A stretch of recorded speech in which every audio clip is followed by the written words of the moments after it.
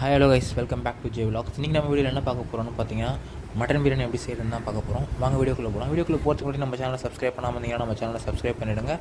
So first அடுப்பு பற்ற வச்சுருங்க. அடுப்பு பற்ற வச்சுட்டு பிரியாணி குண்டா ஒன்று, நீங்கள் எத்தனை கேஜி செய்ய போகிறீங்களோ அதுக்கேற்ற மாதிரி சைஸில் பிரியாணி குண்டா ஒன்று எடுத்து ஹீட் பண்ணிக்கோங்க. அது நல்லா ஹீட் ஆன உடனே என்ன பண்ணுங்கள், ஆயில் ஆட் பண்ணிக்கோங்க. ஓகேங்களா? ஸோ ஆயில் ஆட் பண்ணிவிட்டு அது கூட அந்த பட்டை, கிராம்பு, ஏலக்காய் அண்டு தட் திங்ஸ் எல்லாத்தையுமே போட்டு நல்லா குக் பண்ணிக்கோங்க.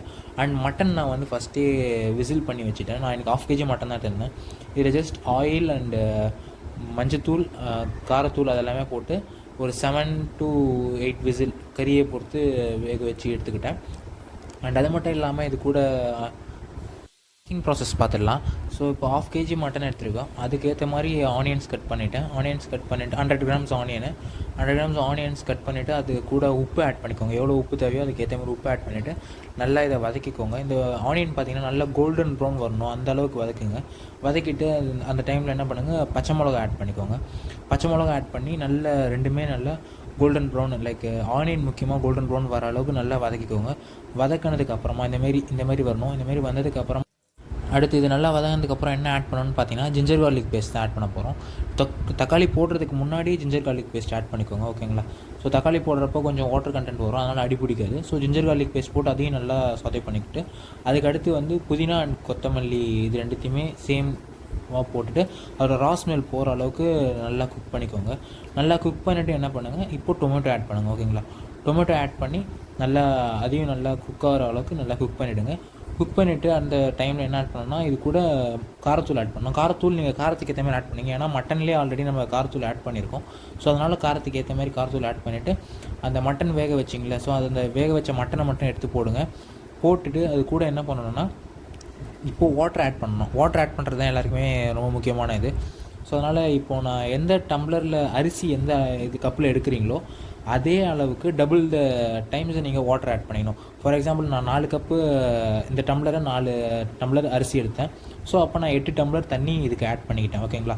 ஆட் பண்ணிவிட்டு இந்த தண்ணியை நல்லா மிக்ஸ் பண்ணிவிடுங்க. மிக்ஸ் பண்ணிவிட்டு ஒரு லிட் போட்டு நல்லா ஒரு கொதி வர அளவுக்கு அதை விட்டுருங்க. அது நல்லா கொதி வரட்டும். அந்தமாரி சைடில் புகை வரும். ஸோ அந்தமாரி புகை வரப்போ ஓப்பன் பண்ணி பாருங்கள் என்ன பிரிஞ்சிருக்கா அப்படின்னு சொல்லிட்டு. நீங்கள் அந்த சைடில் பார்த்தீங்கன்னா தெரியும், ஆயில் தனியாக செப்பரேட்டாக வந்திருக்கும்.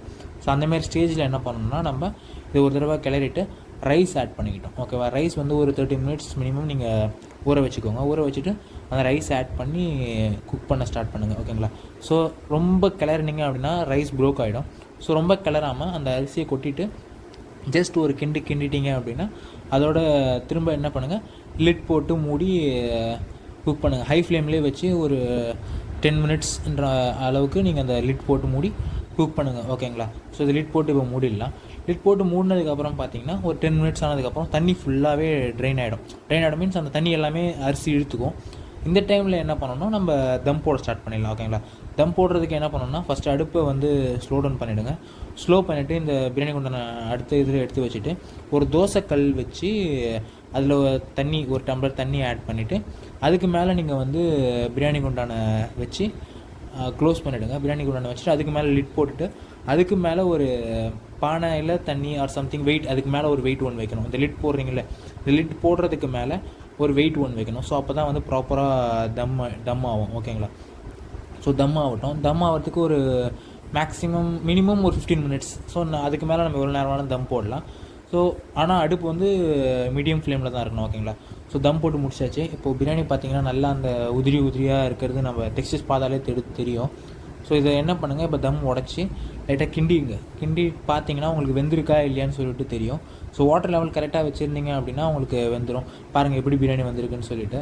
நல்லா செம்மையாக இருக்குது டெக்ஸ்சரு. எனக்கே ஆச்சரியமாக இருக்குது, சூப்பராக பிரியாணி செய்வேன்னு சொல்லிட்டு நான் எதிர்பார்க்கவே இல்லை.